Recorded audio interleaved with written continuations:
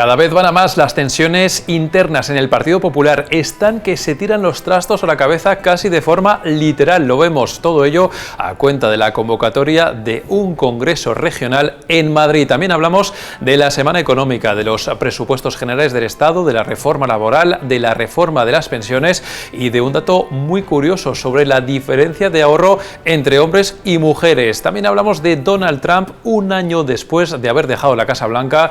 No es ni mucho menos descabellado que pueda volver a presentarse a unas elecciones. Y por último repasamos la entrevista con Andrés Trapiello, premio Voz Populi 10º aniversario. Esto es Barra Libre fin de semana, comenzamos.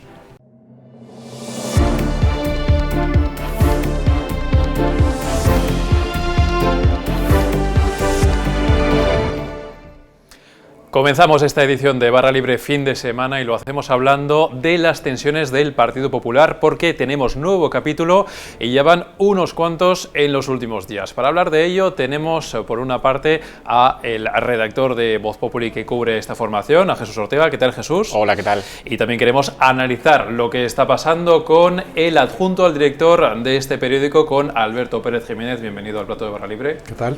Bueno, empezamos primero con Jesús, empezamos primero con la noticia que has estado contando este fin de semana, porque resulta que desde Génova están justificando a través de tanto los estatutos como también el calendario orgánico, están justificando que no se convoque todavía ese congreso para ver quién lidera el Partido Popular de Madrid y nos adelanta tal y como es la voluntad de Isabel Díaz Ayuso. Cuéntanos. Efectivamente, al final el Partido Popular el pasado mes de mayo aprobó por Junta Directiva un calendario orgánico en el que se especificaba que primero se iban a celebrar los congresos en las comunidades autónomas pluriprovinciales y después en las uniprovinciales. En principio las pluriprovinciales iban a ser a finales de este año y las uniprovinciales a partir de 2022. ¿Qué pasa? Que va a acabar el año solo con 3 congresos previstos dentro de este final de año 2021, que son Andalucía, Castilla-La Mancha y Aragón. En cambio, hay otras 5 comunidades autónomas que tendrán que celebrar su congreso a principios de 2022, que son Castilla y León, Extremadura, Canarias, País Vasco y Cataluña, y que eso pues, va a permitir al Partido Popular justificar que el de Madrid, que Isabel Díaz Ayuso lo quiere en marzo, se va a tener que retrasar probablemente a primavera, a mayo o junio de 2022. A ver, ahora vemos con Alberto Pérez Jiménez si se están retorciendo, digamos, las normas internas del Partido Popular en contra de Isabel Díaz Ayuso, a ver si realmente se están poniendo tantas trabas en su contra, pero antes que nada, te pregunto por estos congresos de los que me estás hablando, ¿qué está pasando para que se tengan que retrasar tanto, sobre todo en algunos sitios donde hay nombres especialmente relevantes y que esperan ese nombramiento dentro de la formación? A ver, efectivamente, para convocar un congreso regional tú tienes que convocarlo con 45 días previos a su celebración. Es verdad que el calendario es el que es muy apretado y encima de algunas comunidades autónomas han tenido problemas imprevistos. Nosotros ya contamos que tanto en Andalucía como en Castilla y León lo querían adelantar por un posible adelanto electoral. Es verdad que en Andalucía ya está convocado. En Castilla y León, sin embargo, hay problemas para convocar primero un congreso provincial en Salamanca que han impedido convocar el Congreso Regional en Castilla y León. Y luego hay casos como el de Canarias o Extremadura, donde no está claro quién va a liderar el partido a partir de ese Congreso. Falta un candidato claro, consensuado por Génova y también por las elecciones allí. Y eso está retrasando también pues, esa fecha y que se pueda poner en marcha esos congresos y por ende también después el de la Comunidad de Madrid. Bueno, vemos que en Génova hay excusa para poder retrasar ese congreso en Madrid. Evidentemente, esto va en contra de lo que esperaba la presidenta de la Comunidad de Madrid, Isabel Díaz Ayuso. Alberto Pérez Jiménez, a ver, vimos hace unas semanas cómo la presidenta Ayuso acortó ese viaje a Estados Unidos para asistir a la cumbre, al Congreso del partido en Valencia. Parecía que de alguna forma se apaciguaban los ánimos, pero nos lo ha estado contando en estos últimos días Jesús aquí en Voz Populi. En realidad es todo lo contrario, las tensiones van cada vez a más. Pues sí, la verdad es que el Congreso de Valencia fue, o esperaban que fuera un punto de inflexión. La presidenta Isabel Díaz Ayuso recortó su viaje a Estados Unidos, estuvo allí en el cierre, otra cosa se hubiera entendido como una declaración de guerra, y ella misma en su discurso, o en las palabras que tuvo allí en el mitin de Valencia, dijo que ella solo pensaba en Madrid, que se quedaba en Madrid, que estaba con Pablo Casado. Sin embargo, ya hubo gente que aquello lo vio como una especie de cierre en falso, porque no se creían que la guerra iba a parar, y así ha sido, ¿no? Se ha seguido multiplicando. Aquí lo que contamos en Voz Populi es que no solo se ha amainado, sino que se están armando para ir a mayores. Y nosotros contamos que lo que se está produciendo estas semanas son reuniones en Génova con asesores para que se ha dado orden, una especie de suicidio o tiro en el pie, que se busque cualquier cosa que se pueda utilizar en contra pues de la gente de Ayuso, de la propia Ayuso. Como sus problemas o las cosas que se publicaron en el pasado están archivadas por la justicia, de hecho lo que se está diciendo es que se van a ir a por digamos, el enemigo público de Génova, que es Miguel Ángel Rodríguez. Le están buscando, le están mirando cualquier problema que pueda tener, tanto con sus datos fiscales, con su dinero fuera o con sus propiedades. Y en el otro bando, en el bando de Sol, también se está haciendo lo mismo, ¿no? Nos están quedando parados y hay orden de buscar cualquier cosa que se pueda utilizar contra el enemigo. De hecho, desde luego, esto no parece que sea una tregua ni un armisticio, sino todo lo contrario. Y o Pablo Casado da un golpe en la mesa y se frena todo esto, o el PP se va a hacer mucho daño. O sea, los equipos de Casado y Ayuso están buscando trapos sucios de uno y otro para tirárselos a la cabeza, bueno, supongo que, en fin, también deslizándolo, ¿no? Y filtrándolo, supongo también, pues, a medios de comunicación y de todo tipo. Eso es lo que nos cuentan, eso es lo que ha habido esta misma semana, el pasado jueves, una reunión en Génova. Los propios equipos de Sol no están quietos, hay inquietud en el entorno también del alcalde y bueno, eso es lo que podemos contar, que desde luego, lejos de amainar la guerra, lo que se está viendo es que se están armando para ella y los mensajes que se están intercambiando es que, bueno, que se está buscando todo tipo de cosas para poder utilizarla contra el enemigo en un momento dado. Y lo que vemos también estos días es que tanto Ayuso, sobre todo, como también Almeida están acaparando mucho protagonismo. La pregunta, Alberto, es ¿cómo puede ser que en estos momentos, en los que hemos visto en estas últimas semanas las encuestas mucho más favorables al Partido Popular, con esa caída en la intención de voto para sobre todo el Partido Socialista, también para Unidas Podemos, en este momento, digamos, en el que el Partido Popular tiene el viento a favor, ¿cómo puede ser que se esté malgastando de alguna forma todo este impulso favorable y dejando que vaya a más y a más y a más con todos estos capítulos que venimos contando y parece que va a haber unos cuantos más? ¿Cómo puede ser que se esté permitiendo esta situación dentro del Partido Popular? Eso es lo que se pregunta, lo que nos preguntamos muchos, eso es lo que se pregunta la mayoría de militantes y de mandos, eso es lo que se pregunta mucha gente fuera de Madrid, todos los varones territoriales, no entienden cómo se está haciendo esto. De hecho, el propio Jesús publicó aquí como durante en lo más álgido de la guerra hasta este momento los tracking internos de Génova detectaban que se habían perdido 2 puntos de apoyo por esas peleas internas, con lo cual no entienden cómo se está dando este tiro en el pie después del 4M, que es lo que sirvió al PP para despegar, y que está amenazando ahora mismo esta guerra, puede amenazar todo este despegue y lo que dicen las encuestas ahora mismo, que Pablo Casado podía ganar unas elecciones o llegar a la Moncloa con el apoyo de Vox. Si sigue así, desde luego, pues os decía antes lo del golpe en la mesa, porque el PP se va a hacer mucho daño si sigue así. Con lo bien que parecía que se llevaban al principio, ya ven ustedes cómo está ahora mismo de tensa la situación en el Partido Popular en la Comunidad de Madrid. Jesús Ortega, gracias por tu información. Muchas Seguro gracias. que habrá nuevos capítulos que comentaremos contigo los próximos días, y lo estamos viendo. Y Alberto Pérez Jiménez, por la información y por tu análisis. Muchas gracias. Muchas gracias a vosotros. Y hablamos ahora de economía, porque quien dice barra libre de fin de semana dice Juan Delgado, redactor jefe de esta sección. Juan, ¿qué tal? ¿Cómo estás? ¿Qué tal? Muy buenas. Bueno, nos encanta tenerte aquí porque sobre todo nos encanta hablar de estos temas de economía que son recurrentes en nuestro programa y que son recurrentes también para el gobierno, que tiene encima de la mesa 2 reformas que a ver cómo las saca, que son la laboral y la de las pensiones. Si te parece, empezamos por esta última, porque está el reloj, que está ahí el gobierno a contrarreloj, a ver si no se le pasa la fecha, porque tiene que sacar adelante esta reforma tan compleja para el ministro Escrivá. Ya hubo un acuerdo para una primera pata en verano. Hemos visto, por otra parte, cómo Podemos, el propio socio de coalición, le ha enmendado también parte de esta ley al propio Partido Socialista. En fin, parece muy complicado poder llegar a tiempo. ¿Cómo están las cosas? Bueno, lo que tiene el ministro Escrivá por delante es una semana de auténtico infarto, ya que en un plazo de 8 días, a partir de este domingo, tiene que tener un papel sobre la mesa que recoja datos concretos, una propuesta concreta sobre la segunda parte de la reforma laboral, de la reforma de las pensiones, perdón. La primera parte se aprobó en este verano, en concreto el día 1 de julio. Ahí se tocó la parte más fácil de la reforma, que es la que tenía que ver con la revalorización de las pensiones, y lo que toca negociar ahora, en cuestión de 8 días, son los puntos más espinosos, que son los que tienen que ver con el gran problema de la seguridad social, ¿no? Lo que afronta la seguridad social desde hace años es un gravísimo problema de falta de ingresos y de gastos tremendos, y lo que tiene que intentar negociar Escrivá en la mesa del diálogo social en los próximos días son fórmulas para intentar recaudar dinero y llenar la caja de la seguridad social. Encima de la mesa hay dos elementos en la negociación. Uno es el posible aumento de las cotizaciones a la seguridad social. Hay que decidir cuánto suben las cotizaciones y, sobre todo, quién carga con la mayor parte de la factura de esas cotizaciones, si la empresa o los trabajadores. Y, por otro lado, hay que definir el elemento, la fórmula que va a sustituir el factor de sostenibilidad que aprobó en su día el gobierno de Mariano Rajoy y que sirve para definir cuánto hay que acotar las pensiones del baby boom en el futuro.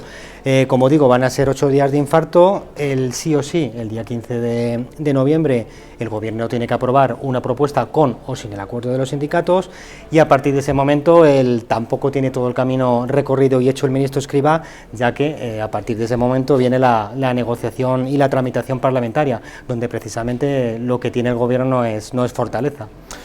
Bueno, la verdad es que, a ver, son muchos puntos encima de la mesa para el Gobierno. Tú mencionabas uno de la reforma de las pensiones, que es el del factor de la sostenibilidad, puesto en marcha por parte del Gobierno Rajoy, y que en este caso la pretensión del Gobierno es derogarlo.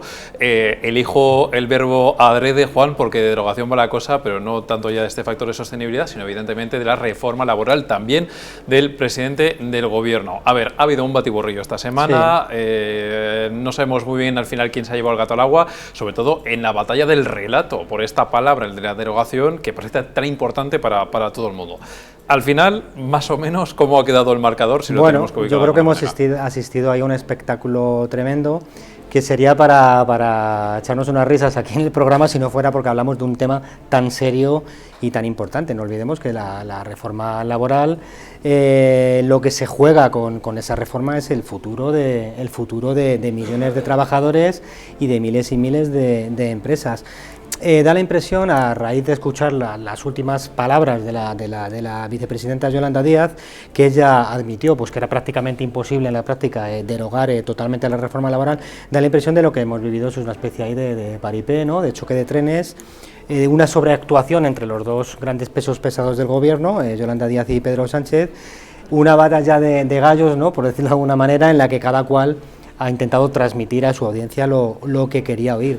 Desde hace tiempo, los grandes bufetes laboralistas venían advirtiendo de que era prácticamente imposible derogar en su totalidad la reforma laboral de Mariano Rajoy, entre otras cosas, porque es una ley muy contundente que afecta prácticamente a una veintena de puntos del Estatuto de los Trabajadores, afecta a una serie de directivas, una serie de reales decretos, es decir, es una reforma muy complicada que no se puede llevar a cabo en un tiempo tan corto y cuya tramitación y negociación es muy complicada. Entonces, ¿qué va a pasar a partir de ahora? Bueno, yo creo que probablemente las dos partes van a intentar sacar un acuerdo adelante para intentar salvar la cara, entre otras cosas porque la reforma laboral tiene que ser sí o sí, es decir, al igual que ocurre con la reforma de las pensiones, es un requisito que nos está pidiendo Bruselas para este año, de cara a la transmisión de más fondos europeos, ¿no?, de recuperación. Lo más probable es que el Ejecutivo llegue a algún tipo de acuerdo con los agentes sociales en el sentido de retocar algunos aspectos de la reforma laboral, como son los convenios sectoriales, ¿no?, y la temporalidad de los contratos. Sin embargo, van a quedar fuera totalmente de esta negociación elementos tan espinosos como son las indemnizaciones por despido, ¿no? Que es uno de los puntos más polémicos aprobados en su día por el gobierno de Rajoy. Claro, Juan, porque a ver, aquí más allá del término derogación o no, realmente lo que hay son muchos intereses en juego y también muchos actores que están jugando esta partida, porque se tienen que poner de acuerdo el Partido Socialista con su socio de gobierno, con Unidas Podemos, pero es que luego también tú hablas del diálogo social, hemos hablado varios días, estos últimos días, de cómo la patronal, en este caso la COE, estaba, en fin, quedándose un poquito atrás y no estaba del todo claro si iba a dar su luz verde al acuerdo, y luego por otra parte añadías también otro ingrediente, que es el de Bruselas, que es al final a quien hay que presentar las reformas, ya sea la laboral o la de pensiones, y que tiene que dar su luz verde para que luego haya ese desembolso también de fondos europeos. Son muchos actores con los que hay que jugar y conjugar, y al final eso es una complejidad tremenda, ¿no? Por Bruselas y por los empresarios, te pregunto sobre todo, que al final en parte es también quienes tienen que dar. Bueno, el gobierno está bueno. haciendo, contamos en Voz Populi, nuestra compañera Mercedes Serraller cuenta la labor importante de lobby que viene haciendo desde hace tiempo la ministra de Trabajo y vicepresidenta Yolanda Díaz para intentar de alguna manera pues vender o colocar una reforma pues un pelín más radical de lo que nos pide Bruselas, ¿no?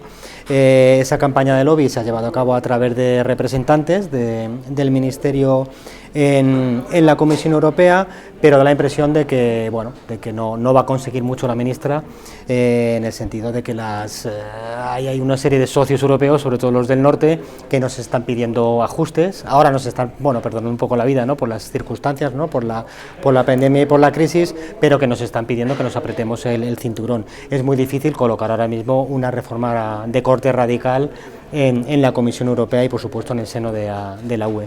Pues de la reforma laboral y de la reforma de las pensiones seguiremos hablando, al igual que también de los presupuestos generales del Estado, que también van a dar mucho que hablar en los próximos días, sobre todo por ese mercadeo que estamos viendo ahora en estas últimas fechas, de los partidos socios de gobierno que se saben imprescindibles para Pedro Sánchez, para la aprobación de las cuentas del año que viene, y que están ahora con esa petición, ese mercadeo, ese bazar, como hemos dicho aquí alguna vez, de medidas para poder darle esa luz verde. Juan Delgado, redactor jefe de Economía, como siempre, muchas gracias. Gracias a vosotros.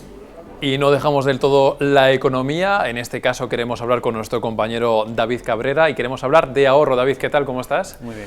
A ver, David, nos ha llamado mucho la atención de esta noticia, de este informe del que te haces eco tú en Voz Populi, que habla de la diferencia abismal que hay en materia de ahorro entre hombres y mujeres. Nada que ver en los perfiles de ahorro que tienen unos y otros. Cuéntanos. Sí, no tiene nada que ver. Inverco ha sacado su 7º observatorio del ahorro y diferencia entre 3 perfiles: dinámico, que es el más arriesgado, moderado y conservador. Vale, pues el perfil dinámico, que es el más arriesgado, se asemeja más a un hombre de 30 años que vive en una gran ciudad, que invierte más de 15.000 euros y prefiere invertir ese dinero en bolsa antes que en planes de pensiones o depósitos. Y además es autodidacta porque prefiere él mismo ser el que a través de internet decida en qué productos invertir.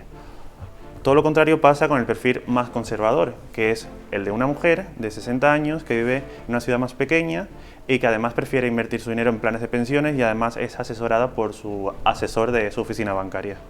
O sea que ellos bastante más arriesgados y ellas bastante más prudentes. No es la única tendencia que hay en este informe, también estás contando otras, como por ejemplo cómo han cambiado los hábitos de ahorro a raíz de la pandemia. Sí, es curioso porque sí es verdad que 2/3 de las personas que ahorraban y que han sido encuestadas han cambiado su forma de ahorrar, pero esto no es lo más importante, porque aparte de ello el 44% de las personas encuestadas han dicho que ahora ahorran mucho más, y también hay un cambio de tendencia en lo que viene siendo el por qué se ahorra. Siempre ha sido el mayor motivo de ahorro por contingencias, por lo que nos pueda pasar, siempre tenemos ese colchón, pero ahora en segundo lugar está el futuro. La gente está preocupada por sus pensiones y ya está empezando a ahorrar pues para la vejez. Pues la verdad que son datos muy llamativos que tienen disponibles, por supuesto, en Voz Populi, en el artículo de nuestro compañero David Cabrera. David, muchísimas gracias. A ti. Y en este domingo 7 de noviembre se cumple un año sin Donald Trump en la presidencia norteamericana, probablemente el presidente más polémico de toda la historia de Estados Unidos. Queremos repasar no tanto la efeméride, sino sobre todo hablar de futuro, y queremos hablar con nuestro compañero, con Mario Cortijo. Mario, ¿qué tal? Muy buenas. A ver, Mario, queremos hablar del futuro de Donald Trump porque, a pesar de que tiene ya 75 años y de que lleva un año fuera de la presidencia y un poquito más alejado de los focos mediáticos, lo cierto es que, en fin, no es descabellado pensar que pueda volver a ser presidente de Estados Unidos. Cuéntanos. Bueno, todas las encuestas dicen que los republicanos le quieren de vuelta. O sea, los otros candidatos que puede haber a la presidencia no tienen ni muchísimo menos el apoyo que tiene Donald Trump. Por tanto, se presentará si él quiere hacerlo. Todo indica que sí, y que simplemente pues está esperando a ver qué pasa con la candidatura, vamos, con la presidencia de Biden, y a ver cómo transcurre durante este tiempo para intentar volver al poder. O sea, él a día de hoy sigue siendo el favorito de los republicanos, los votantes republicanos se siguen viendo mayoritariamente como posible líder y candidato para las próximas elecciones, y él mientras tanto dices que está esperando. Exactamente cuál es un poquito ese día a día ahora mismo de Donald Trump, ahora que está alejado, digamos, de ese foco más mediático, y sobre todo ahora que está, por ejemplo, con las redes sociales, por ejemplo Twitter, donde está bloqueado y no tiene esos clásicos mensajes a los que nos tenía acostumbrado. Bueno, pues él está en Palm Beach disfrutando en su fortaleza, en su casa, está simplemente descansando y viendo lo que está pasando con Biden, que es ahora mismo el segundo presidente, después precisamente de Donald Trump, con menos aceptación de toda la historia de Estados Unidos. Entonces, simplemente él está viéndolas venir, viendo cómo ese Biden, que llegó muy triunfante a la presidencia de Estados Unidos, ahora poco a poco está perdiendo fuerza, pues por muchos motivos, por el frenazo que ha tenido la idea que tenía de hacer una política más socialdemócrata a la hora de derechos sociales, por la salida de las tropas de Afganistán, que también tuvo muy poca aceptación entre los estadounidenses, por la recuperación económica del COVID. Al final, en Estados Unidos, el balance de Biden en la presidencia es bastante negativo, y por tanto Trump simplemente está esperando que le ceda su puesto en el futuro, porque cree que no va a haber un candidato demócrata que pueda estar a su altura. O sea, Donald Trump está en su especie de fortaleza ahí en Florida, ¿no? Como nos decías, un poquito viéndolas venir, sabiendo que tiene ese apoyo por parte de sus seguidores, de muchos de los votantes republicanos, y nos cuentas también un poquito esa caída paulatina que está teniendo Joe Biden en este primer año de mandato, en este primer año en la Casa Blanca. Y además eso también se ve reflejado no solamente en la caída en la popularidad, ¿no? Porque también ha habido algunas elecciones en estas últimas semanas que también han mostrado esa debilidad de los demócratas. Sí, es un buen síntoma que en las elecciones a gobernador y a alcaldías, bastiones que eran de los demócratas han caído. O sea, el caso más claro es el de Virginia, donde llevaban gobernando desde 2008 y no van a revalidar ese título, ¿no? Van a tener que dárselo de nuevo a los republicanos. Y en New Jersey, que bueno, tenían todas las de ganar, todas las encuestas daban a los demócratas como ganadores, y finalmente ha sido el Partido Republicano quien se ha llevado el gato al agua. O sea que es un buen síntoma para ver que el Partido Demócrata está perdiendo apoyos en Estados Unidos, y los republicanos, que por otro lado parecía que no les iba tan bien la cosa, están ahora mismo recuperando fuerza dentro del país. Bueno, pues como ven, le tomamos un poquito, en fin, la temperatura, cómo está la situación política en Estados Unidos. Esta es la situación entre Donald Trump y Joe Biden ahora mismo, y vemos como hay mucha gente que cree que realmente Trump podría volver a ser presidente. Primero habrá que ver si realmente vuelve a presentarse a la reelección. Pero sobre todo, hablando de gente que cree, Mario, quiero que hablamos de gente que, en fin, igual esto suena un poquito coloquial, pero que cree cosas especialmente frikis, porque vamos a ver estas imágenes que nos han llamado muchísimo la atención de hace unos días, y que quiero que comentemos juntos. Mario, vemos allá en las imágenes, estamos en Dallas, nos situamos en esa avenida en la que fue tiroteado el presidente Kennedy. ¿Y qué es eso que estamos viendo? Pues Es que la historia es simplemente surrealista. Esos son seguidores del Partido Republicano, de la facción más extrema, que fueron convocados por Canon, ¿no? Que es una asociación que se dedica un poco a las conspiraciones. Entonces ellos estaban esperando a que el hijo de Kennedy resucitase en ese mismo día y se presentase ante ellos para decirles que se iba a presentar a las elecciones en 2024 junto a Donald Trump y le iba a condecorar, le iba a nombrar rey de reyes al magnate neoyorquino. O sea que las imágenes son para verlas. Al final no hubo resurrección, por si alguien tenía la duda, no resucitó a nadie. El hijo de Kennedy, que recordemos, fallecido en 1999 en un accidente de avión, ¿verdad? En fin, ahí estaban todos esos, eran unos cuantos, no eran unos pocos, unas decenas, había bastante gente que se esperaba realmente la resurrección del hijo de Kennedy y que estuvo horas aguantando ahí, ya se fueron cuando empezó a llover y cuando empezaron a ver ahí que no, y muchos de los cuales había testimonios diciendo que, en fin, que esperaban a que en otra ocasión sí que pudiera suceder. Así está el Berkane en Estados Unidos y así lo hemos contado con nuestro compañero, con Mario Cortijo. Mario, muchas gracias. A ti. Y este domingo una nueva entrevista con uno de los 10 premiados por parte de Voz Populi con motivo del 10º aniversario de nuestro periódico. Se trata del poeta y escritor Andrés Trapiello. Tienen la entrevista disponible en su integridad en nuestro periódico, pero les avanzamos ya unos cuantos contenidos. Por ejemplo, su reflexión con respecto a la memoria y a lo peligrosa que puede llegar a ser en función de cómo se use. Escuchamos.